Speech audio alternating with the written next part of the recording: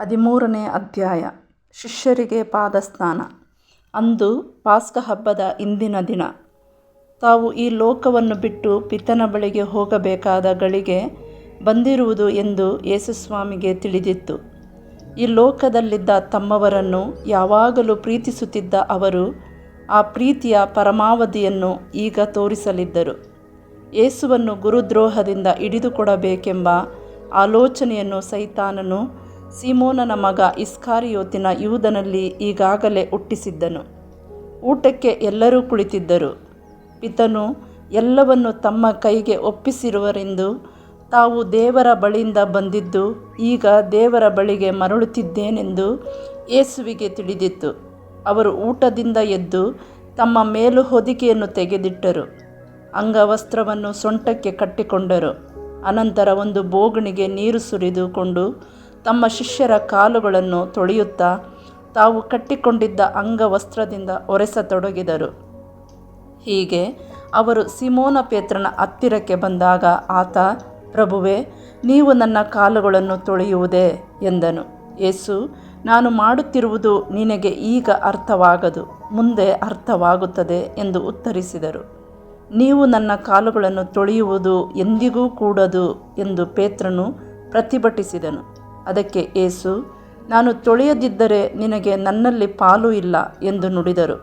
ಆಗ ಪೇತ್ರನು, ಹಾಗಾದರೆ ಪ್ರಭು, ನನ್ನ ಕಾಲುಗಳನ್ನು ಮಾತ್ರವಲ್ಲ, ನನ್ನ ಕೈಗಳನ್ನು ತಲೆಯನ್ನು ತೊಳೆಯಿರಿ ಎಂದನು.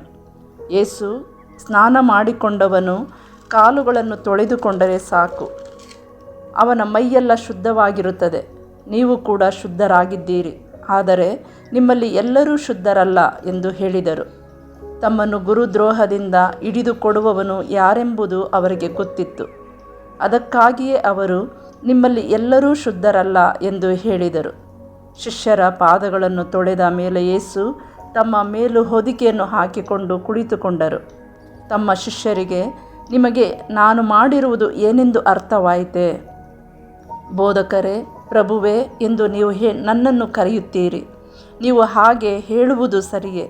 ನಾನು ಬೋಧಕನೂ ಹೌದು, ಪ್ರಭುವೂ ಹೌದು.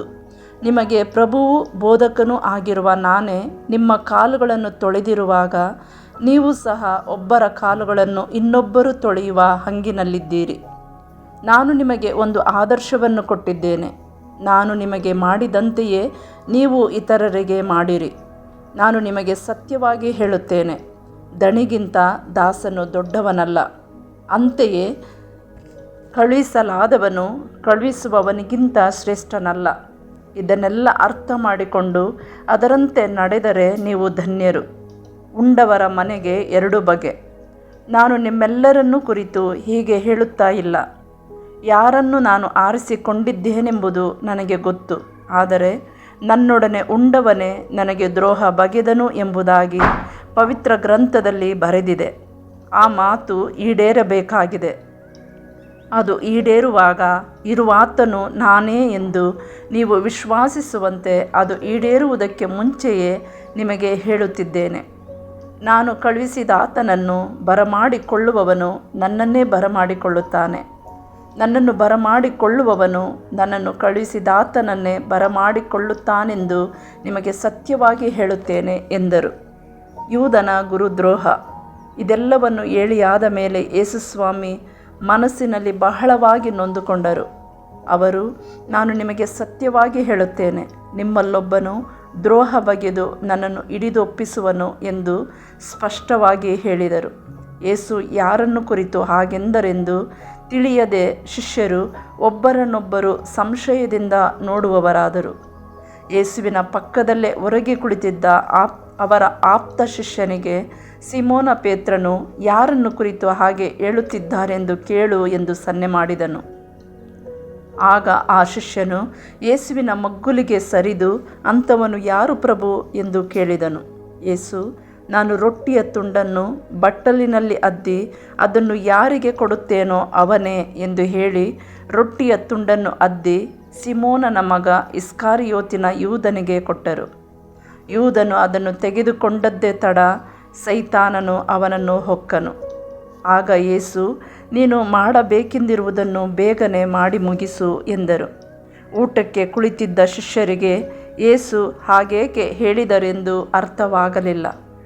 ಯೂದನ ವಶದಲ್ಲಿ ಹಣದ ಚೀಲವಿದ್ದುದರಿಂದ ಹಬ್ಬಕ್ಕೆ ನಮಗೆ ಬೇಕಾದುದನ್ನು ಕೊಂಡು ಬಾ ಎಂದೋ ಬಡವರಿಗೆ ಏನಾದರೂ ಕೊಡು ಎಂದೋ ಯೇಸು ಹೇಳಿರಬೇಕೆಂದು ಕೆಲವು ಶಿಷ್ಯರು ಭಾವಿಸಿದರು. ಆ ರೊಟ್ಟಿಯ ತುಂಡನ್ನು ತೆಗೆದುಕೊಂಡ ಕೂಡಲೇ ಯೂದನು ಎದ್ದು ಹೊರಟು ಹೋದನು. ಆಗ ರಾತ್ರಿಯಾಗಿತ್ತು. ಹೊಸ ಕಟ್ಟಳೆ. ಯೂದನು ಹೊರಟು ಹೋದ ಮೇಲೆ ಯೇಸುಸ್ವಾಮಿ ಹೀಗೆಂದರು, ಈಗ ನರಪುತ್ರನ ಮಹಿಮೆ ಪ್ರಕಟವಾಗುವುದು, ಆತನಲ್ಲಿ ದೇವರ ಮಹಿಮೆಯೂ ಪ್ರಕಟವಾಗುವುದು. ದೇವರ ಮಹಿಮೆ ಆತನಲ್ಲಿ ಪ್ರಕಟವಾದರೆ ದೇವರೇ ನರಪುತ್ರನ ಮಹಿಮೆಯನ್ನು ತಮ್ಮಲ್ಲಿ ಪ್ರಕಟಪಡಿಸುವರು, ತಕ್ಷಣವೇ ಪ್ರಕಟಪಡಿಸುವರು.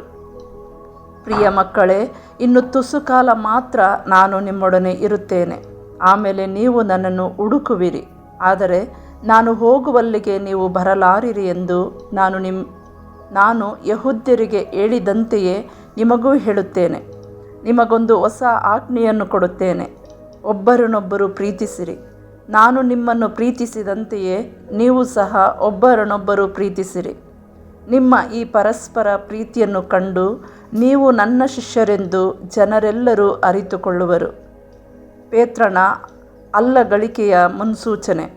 ಆಗ ಸಿಮೋನ ಪೇತ್ರನು, ಪ್ರಭುವೇ, ನೀವು ಹೋಗುವುದಾದರೂ ಎಲ್ಲಿಗೆ ಎಂದು ಕೇಳಿದನು. ನಾನು ಹೋಗುವಲ್ಲಿಗೆ ನೀನು ಈಗ ಬರಲಾರೆ, ಅನಂತರ ಬರುವೆ ಎಂದು ಯೇಸು ಉತ್ತರ ಕೊಡಲು, ಪೇತ್ರನು, ಈಗಲೇ ನಿಮ್ಮ ಹಿಂದೆ ಬರಲು ಏಕಾಗದು ಪ್ರಭು, ನಿಮಗಾಗಿ ಪ್ರಾಣವನ್ನು ಕೊಡಲು ಸಿದ್ಧನಿದ್ದೇನೆ ಎಂದನು.